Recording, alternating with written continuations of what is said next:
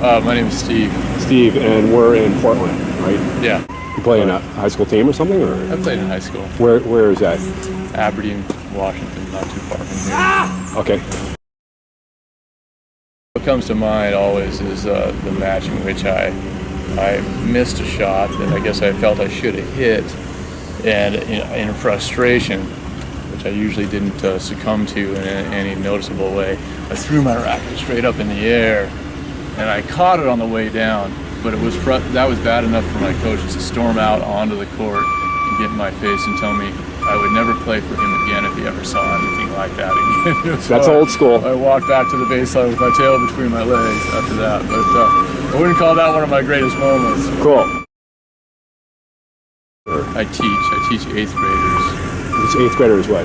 Health and wellness. How did you end up getting into teaching? Question.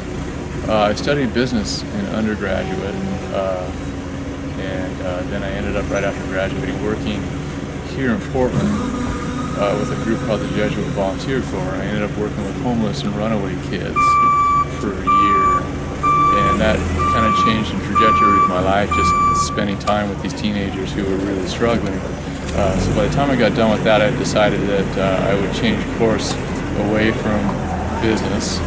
And I went back to school to get my master's in teaching, and that set me on this course. I've been teaching for 25, 26 years now. Yeah, there's a couple students who just graduated this year, and my school is pre-K through 12, so they came through the middle school and graduated from high school last year, and we've stayed in touch because we're on the same campus. And this particular student was hanging by a thread.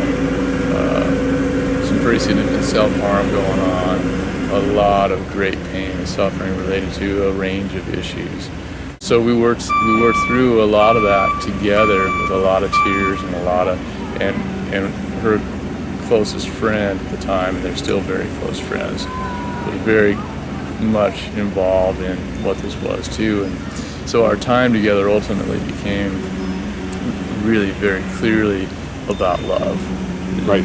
This whole thing that we're all doing in schools and really everywhere else, ultimately, in my experience, when you boil it down, it just comes down to what I call love. Right. Capacity for human beings to have compassion for each other and to support each other. And we've many times spoken about it that way, even in the tears at the time. Mm-hmm. There was an awareness these young people had that that's what's going on here. And particularly going to get to kids, in this day and age, you got to open enough space that it's not about you anymore. There's just a space to be together.